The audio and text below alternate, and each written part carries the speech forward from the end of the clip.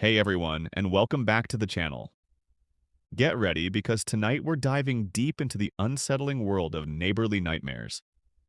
You won't believe the disturbing and truly horrifying experiences people have had right next door. These are real Reddit stories that will make you question who you share a fence line with. From creepy encounters to outright true terror, prepare to be chilled to the bone. Let's get into it. I found something terrifying in my neighbor's apartment. I'll start out by saying that I'm a long-time lurker, but this is the first time I've ever felt the need to post. Something really crazy, yet not awful, happened to me yesterday, and I'm not sure what to think. I know I need to do something, but I'm not sure what, so I'm coming here to get your advice. I live alone in a small studio apartment in a very old building. I've been here for almost 2 years now, and despite the small space, I love it here. The downtown location is awesome, and the vintage quirkiness really suits me.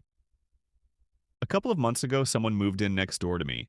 That unit has been empty for most of the time that I've lived here, so getting used to the neighbors' noises has been a bit of an adjustment. My bed shares a wall with the new neighbor's place, so when I'm lying in it, I can hear everything. The TV, muffled voices, you name it. For the most part, this hasn't been too annoying. I'm sure he can hear my noises too.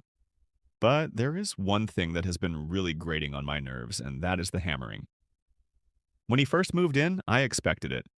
In a new place, the first thing you want to do is make it feel like home. So you start hanging up all of the picture frames and posters and decorations that you brought with you from your last place. The new neighbor was hammering late at night sometimes, but I figured he just worked odd hours or something. Anyway, it would stop once he got his place together, and how long could that really take? Unfortunately, it seemed to be taking a lot longer than I thought it would. More than 2 months after he moved in, I am still hearing this incessant hammering at all hours of the day and night. You might be wondering why I hadn't approached him about this by now. I am admittedly afraid of confrontation, and since I'm a pretty heavy sleeper, the noise was more of a nuisance than anything. I didn't want to make an enemy of my neighbor over something so trivial, so I let it go. Until yesterday morning, that is.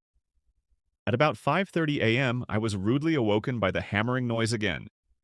This was ridiculous. It was one thing when it was happening at 1 or 2 in the morning, but at 5:30? I decided that I had to say something. I threw on a sweater over my pajamas and groggily made my way into the hallway, where I knocked on my new neighbor's door. After a few seconds, a youngish guy with dark hair opened the door wearing plaid pajama bottoms. I stared at him for a minute, confused. I had obviously just woken him from a deep sleep. "Yeah?" he asked me. I decided to ask him about the noise anyway. "I'm sorry to bother you," I said, "but have you been doing some hammering? I live next door and it's keeping me awake." "Hammering?" he replied. "No, I thought that was you. I thought you were running some kind of furniture business or something. I've been asleep all night." "Oh, okay. Well, sorry again for bothering you. Have a good day." "Yeah, I'm very smooth." "You too." He shut the door and I walked back into my apartment, still listening to the relentless pounding. At this point, there was no way I was going to get back to sleep. I put my ear up to the opposite wall of my apartment, thinking that maybe I had misjudged the direction of the noise. Nothing. I made myself a cup of coffee and sat on the couch, just listening. Thud. Thud. Thud. That's when it occurred to me. I jumped up and pulled my couch out from the wall, putting my ear to the floor. Sure enough, the noise was coming from the unit underneath mine. I got up and put my slippers back on, heading back out into the hallway and down the stairs. Eureka! I was finally about to put a stop to this stupid hammering. I arrived at the unit directly below mine. I didn't hear the hammering anymore, but the door was slightly ajar. As I knocked, I called out, "Hello?" And the door opened a little further at my touch. "Hello?" I said again, taking a step inside. The apartment looked empty, just a bed, a chair, and a ladder inside. I could see what the occupant had been hammering. The ceiling was covered in pictures from wall to wall. Interesting decor choice, I thought, as I backed out of the apartment. One of the pictures directly above me caught my eye, and I was filled with confusion, which was quickly replaced by horror as I recognized my own face staring back at me. It had been my Facebook profile picture a few months back. As I looked around at the rest of the pictures, I realized that they were all of me. Every selfie I'd ever taken, every picture I'd ever been tagged in on every social media site was there. There were others too. Pictures of me walking into my building with groceries, serving tables at my job, even elementary school pictures and family vacation snaps, all nailed to the ceiling in this stranger's apartment. I got the fuck out of there as quickly as I could. When I got upstairs and back into my own place, a picture of me as a child had been shoved underneath the door. I honestly have no idea what to do. Should I call the police? What do I tell them if I do? Should I try to find out who is living in the apartment before I do anything else?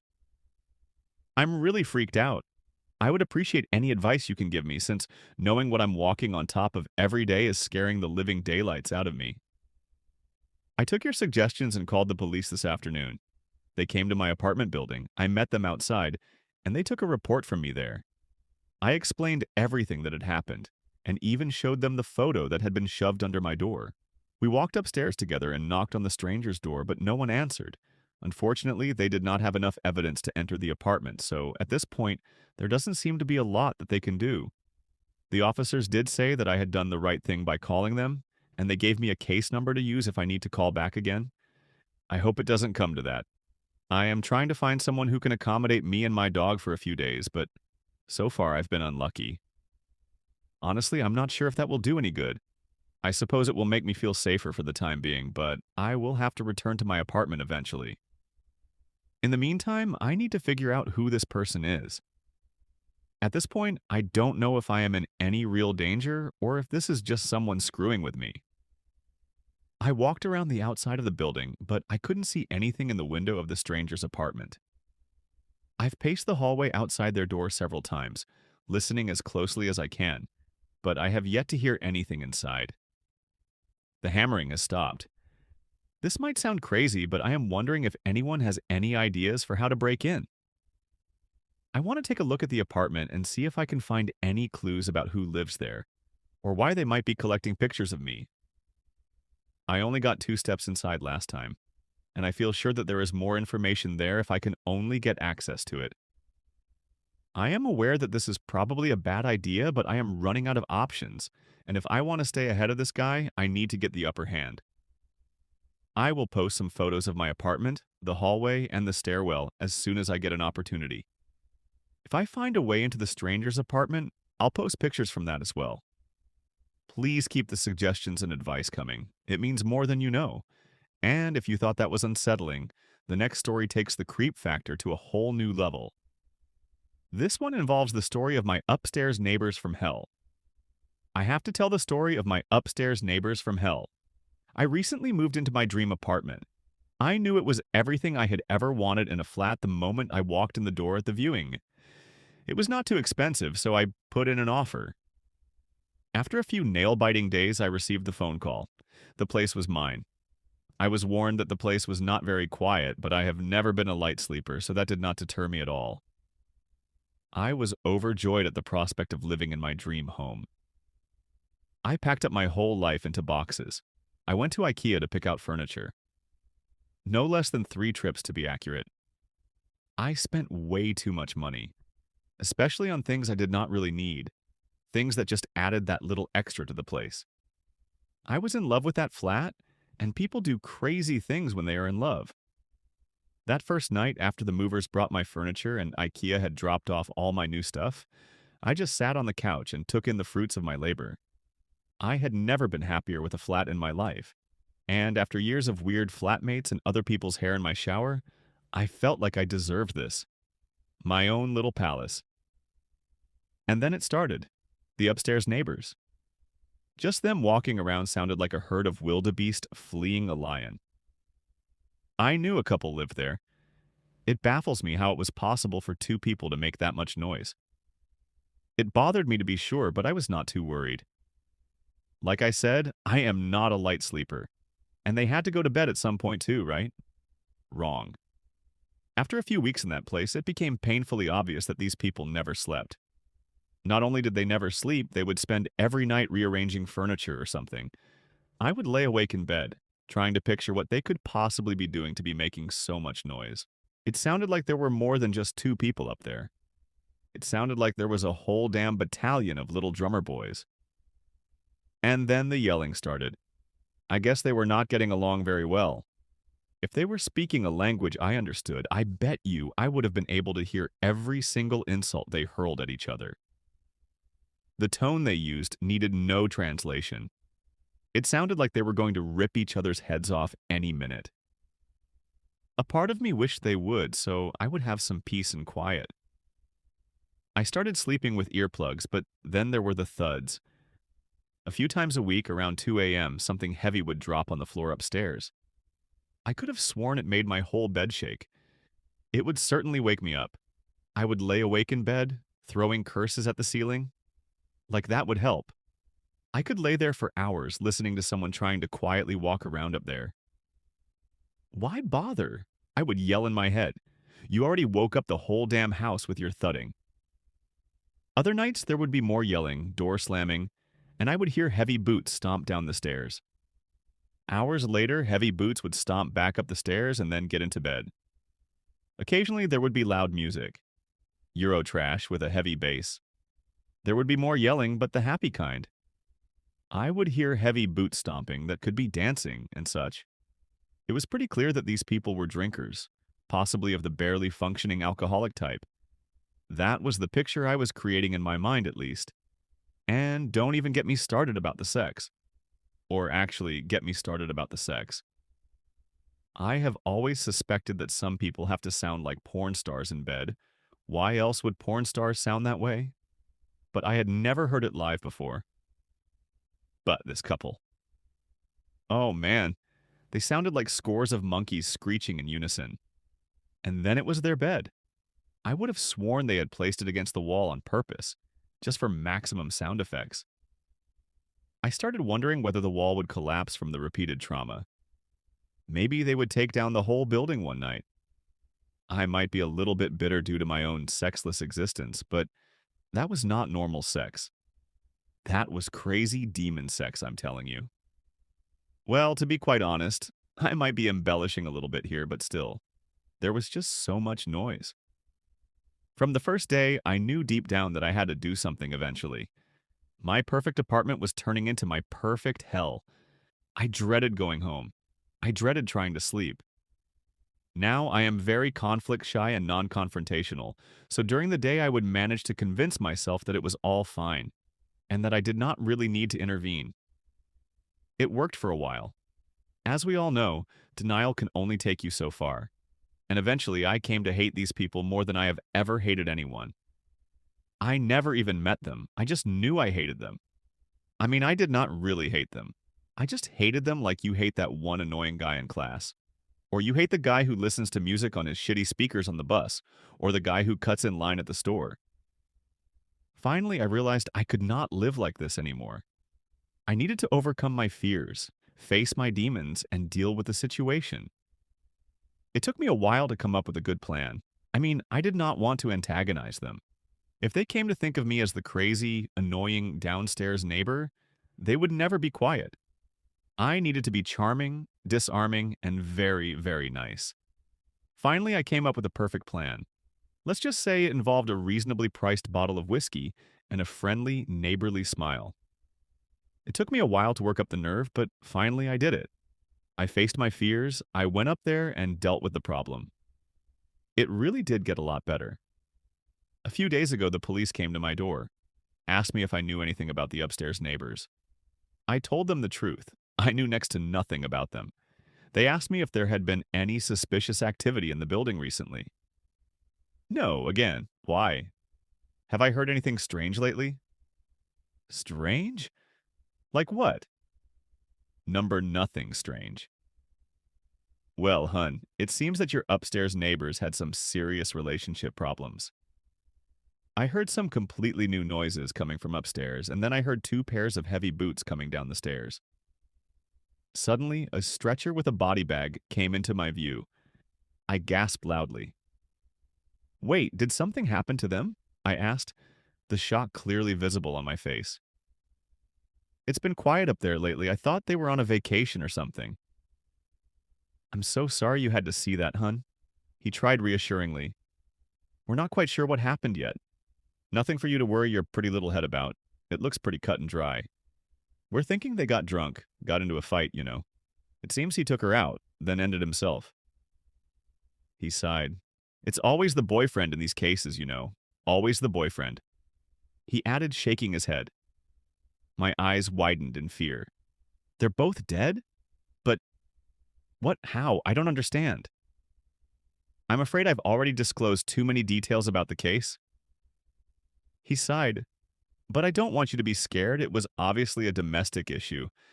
I know it's a bit gruesome, but it's not like there's a serial killer on the loose or something. As long as you don't believe in ghosts, it's nothing to be afraid of here. He laughed. I didn't. And that is the last I heard of the upstairs neighbors from hell. So why am I writing this story? Well, I guess I just want someone to know. They say it's always the boyfriend, except sometimes it isn't. And, frankly, when I saw those two stretchers getting carried down the stairs, when I carefully contorted my face into a mask of worry when the police questioned me about any suspicious activity in the building, when the death was ruled murder/suicide, when the case was closed, I realized getting away with murder felt damned good. I might just do this again. But it's not always about what you see. Sometimes it's what you hear. And that brings us to our next terrifying encounter. Something was watching me from the tree outside my second-story window. I have the same routine at the end of every day. Shower, smoke a joint, scroll through Reddit, go to bed.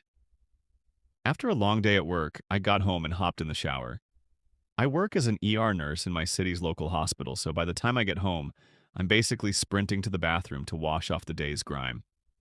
It's a messy job. Not only physically, but it makes your mind a mess too. Working in the emergency department comes with seeing your fair share of traumatic things. To list a few, I've seen severe workplace injuries ranging from sawed-off fingers, crushed limbs, to someone being impaled on a metal pole. I've seen people who have been in car accidents and even a man who failed his suicide attempt with a shotgun. I suppose you could say I'm desensitized to things that would cause your average person to faint. I'm a tough woman, but what happened tonight has shaken me to my core and I don't know what the fuck to do. I hope someone here can give me some advice or insight. After my shower, I changed into my pajamas and pulled out the joint I rolled earlier. I don't smoke inside because I have animals, so I put my jacket on and headed out to the porch. I rent a 2-story house by myself on the outskirts of town, almost in the country. The closest neighbor I have is about half a mile away from me, so I don't worry about bothering anyone with the smell. It really feels good to be able to smoke after work and try to forget about some of the things I see on a daily basis. Today, the paramedics brought in a family who was in a horrible car accident. All 3 of them were pronounced dead on arrival. Their daughter was 5. I needed to smoke to get their faces out of my head, and with every puff, they started to fade. I finished up my joint and headed upstairs to my room, shutting off the lights and getting into bed. My German Shepherd, Rex, took his place next to me as usual. For about an hour, I scrolled through Reddit, giving myself some entertainment before I had to go to bed to get enough sleep for work tomorrow. I was watching a video when I heard scratching on the tree just outside my window. I chalked it up to it most likely being a squirrel climbing the tree, which wasn't unusual at all considering there is a lot of wildlife around my house. A couple minutes later, I heard it again, except this time, it was more like scraping instead of scratching. I started to get anxious, but I honestly thought it was just the fact that I was high and getting paranoid. I got off my phone and faced the other direction, snuggling up to Rex to try to get some sleep. You know that irrational thought you get where you start feeling super uneasy and it feels like someone's watching you? I started to feel that way. For 20 minutes, I laid in bed with my back facing the window and could not shake the feeling of eyes watching me. I probably wouldn't have felt this way if it weren't for the fact that my window was open to get some cool air in my room. However, paranoid, anxious, and high me tried to ignore it. I almost fell asleep when I heard quiet scratching at my window. I started panicking and forced myself to get up to close the window and the curtains. Once I got to the window, I saw something. Not someone. Something. I don't know how to describe it without sounding fucking insane, but there was something perched up in the tree branches outside my bedroom window. It looked like a naked man, but it wasn't a man. Its skin was white like a ghost, and the facial features weren't quite distinguishable. Its eyes looked so fucking hollow and empty. Its mouth was shut, but it almost looked like the skin was melted shut and rotting away. The thing was emaciated. Its face was sunken in. It genuinely looked like it was skin and bones. I have never screamed so loudly in my life. I slammed the window shut, locked it, and ripped the curtains shut. I ran across the room and hid behind my bed. Rex was growling at the window, just staring. I grabbed my phone over the bed and called the police, telling the woman that a man was in the tree watching me from my window. I had to tell them it was a man because I felt like they would think it was a prank call and not send anyone. 15 minutes later, an officer showed up and searched the property. They didn't find anyone, and the thing in the tree was gone. Since no one was there, the officer gave me a card with his number on it and told me to call if I see or hear anything suspicious. He left and I hurried back inside. I'm terrified to look out my window. I can't fucking sleep. Rex is on edge. I have to be up for work in 4 hours and I am wide awake in fear. I don't know what to do. I don't have a gun. I don't know many people. It seems I just moved here about 6 months ago and work has taken up so much of my time that I don't have any left to socialize. I just peeked out the window and I swear to God, I saw something white crouched over in the tree line in the distance. I am losing my mind. And finally, we've reached our last story. This one is perhaps the most chilling of them all, a stark reminder that I thought my apartment was haunted. The truth is so much worse. In retrospect, it should have been obvious from the start that there was something going on. It was my first time renting an apartment, but I even thought that the landlord was eager for me to move in as soon as possible. The rent was ridiculously low for the area, the apartment itself was in pristine condition, and the whole process from touring the apartment to moving only took about a week.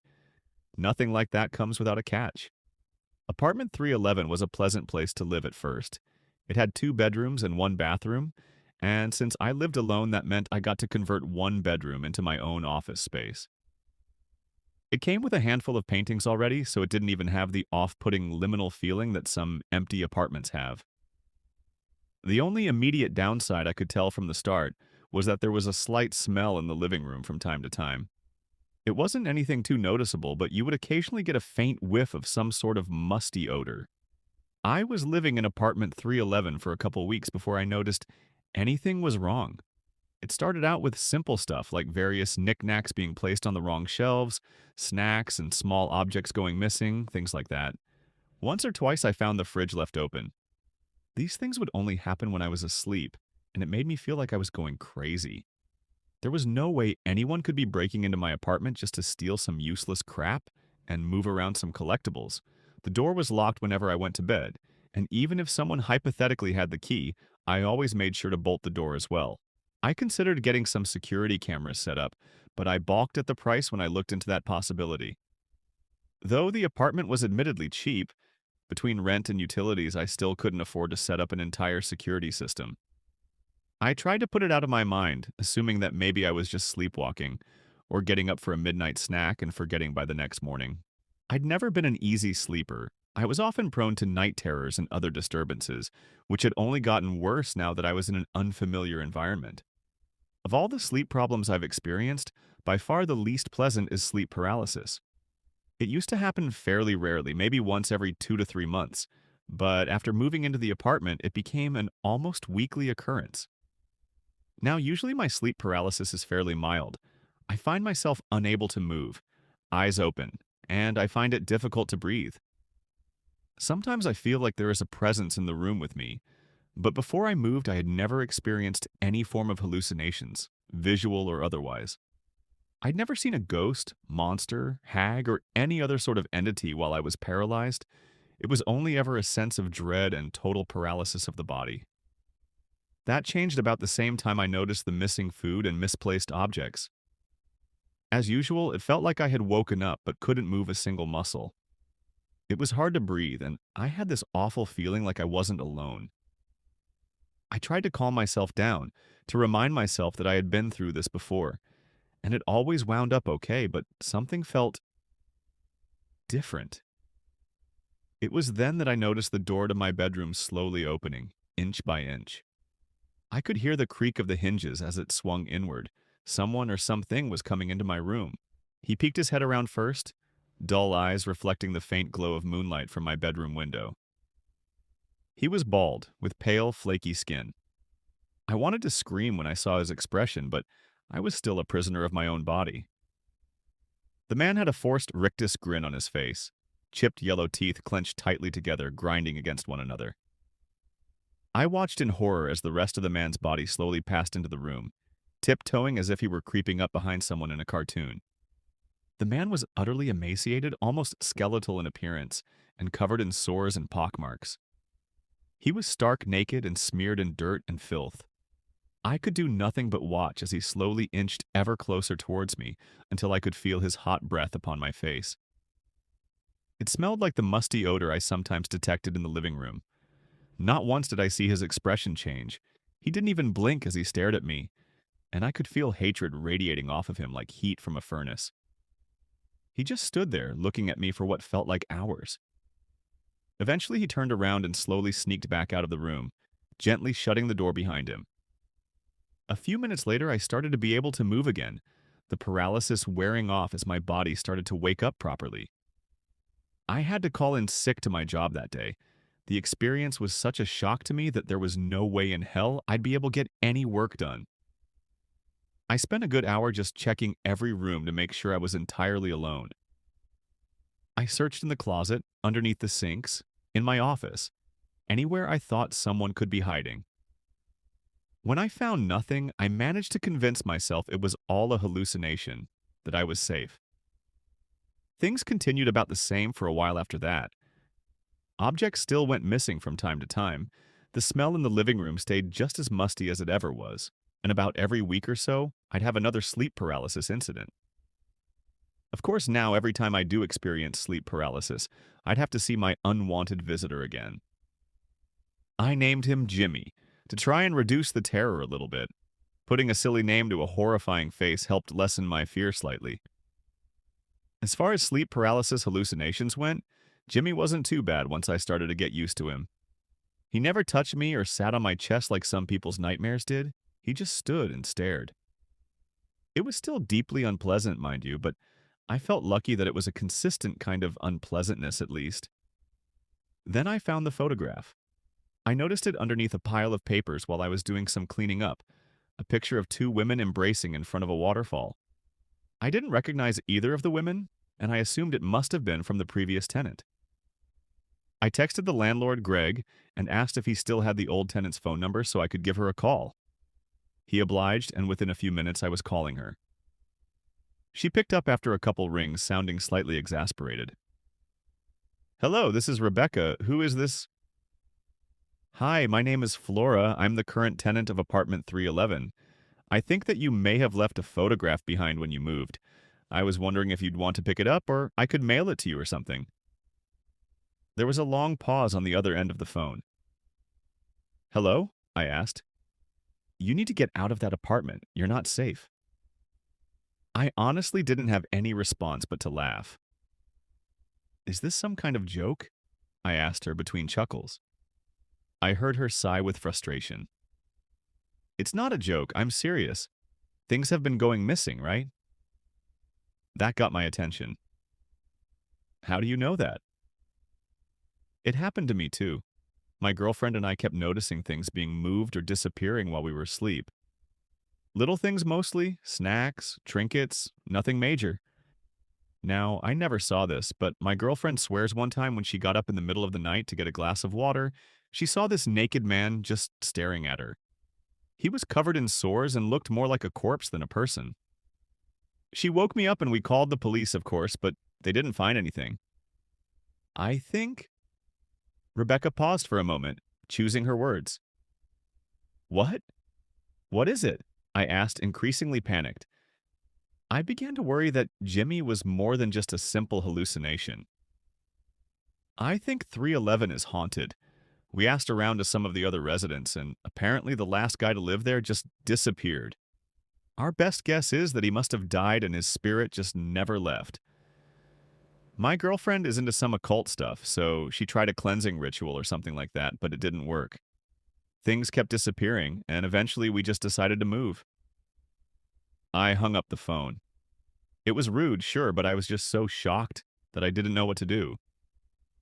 At the very least, I began to understand why I got this apartment for so cheap.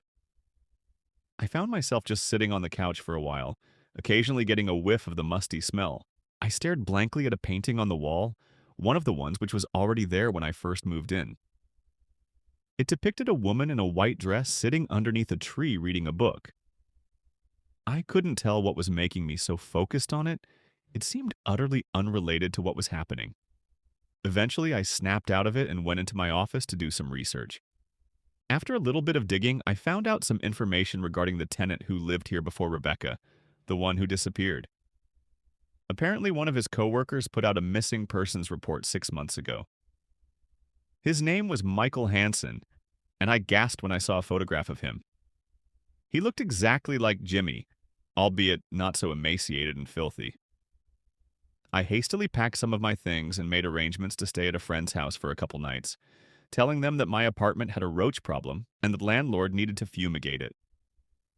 I called into work and gave them some sob story about an uncle dying, enough to get time off for a few days. With no more distractions from the ghost of Michael Hansen, I slept soundly on my friend's couch, unbothered by any sleep paralysis. The next 2 days were spent researching. I checked out dozens of books on folklore and the occult from the local library, scoured paranormal internet forums, and even watched a few episodes of some cheesy ghost hunting TV show. I was determined to figure out a way to put the spirit of Michael Hansen to rest. The stories were all wildly different, with countless potential solutions to my problem. Some sources said salt was a surefire way to banish spirits, others said iron was a good ghost repellent, but most simply said I should give up and move. However, one myth piqued my interest. According to some beliefs, the spirits of the unquiet dead could be tied to objects from their life, binding them to the place where the object resided. If the object which their soul was bound to was destroyed, it freed their spirit and they could move on to the afterlife. I remembered the paintings.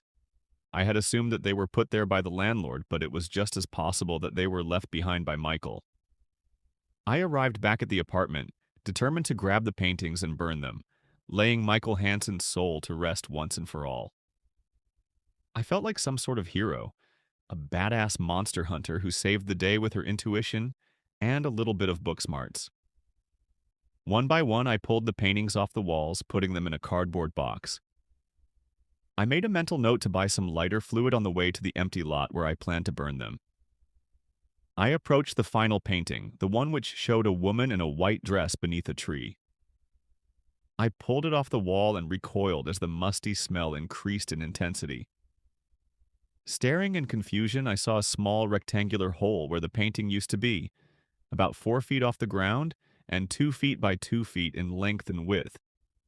I shuddered in fear, remembering that Michael's body was never found.